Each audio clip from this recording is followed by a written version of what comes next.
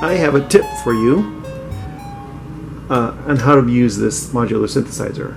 But also, for people who don't have synthesizers and who aren't interested in learning how to do it, this might be interesting to you because you use logic to do this kind of thing.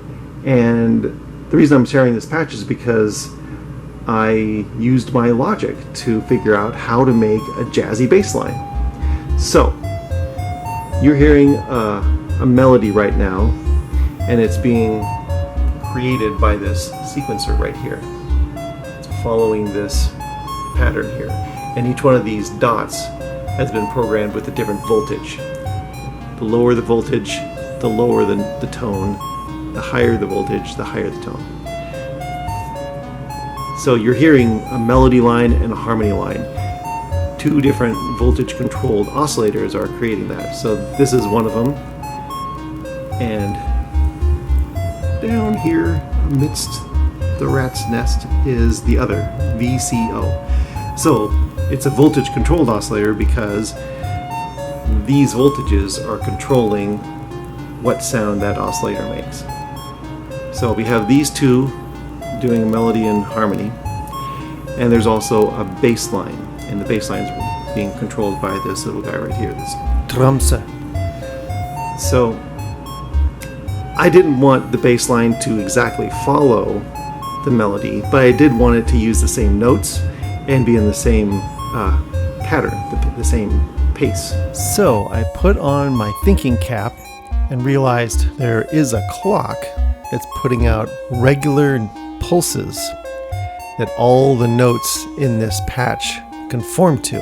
And I thought, what if I took this clock and just pulled a pulse out every once in a while and sent it down to that oscillator?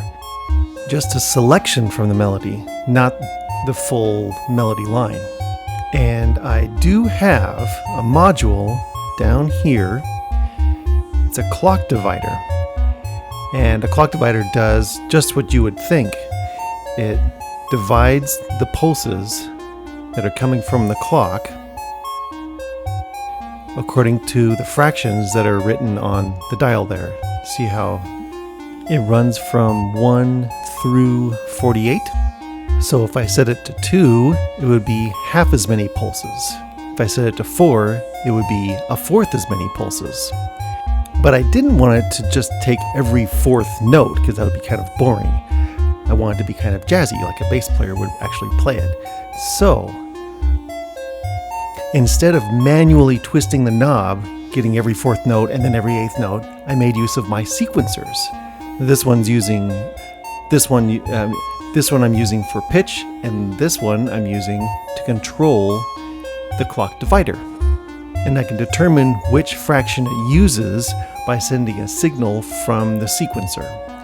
And I do that by setting these little dials, much like you'd set a clock.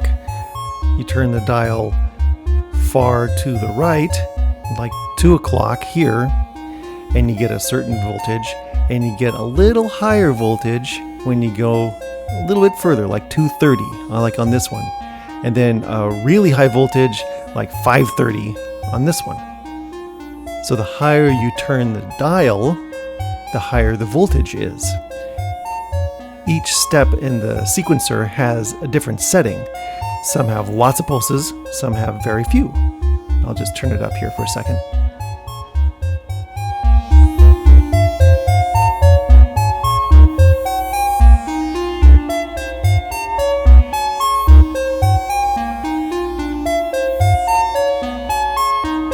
That was a quick overview of using sequencers as modulators. So I'm going to set this camera up and just let it sit, and you can view this system all kind of working together.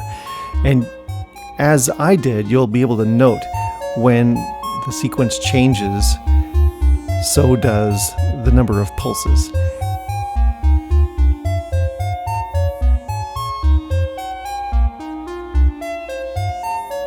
Something interesting I found when I was setting this up was my expectation was if I turned this dial up all the way, that I should get all the pulses that the clock was providing.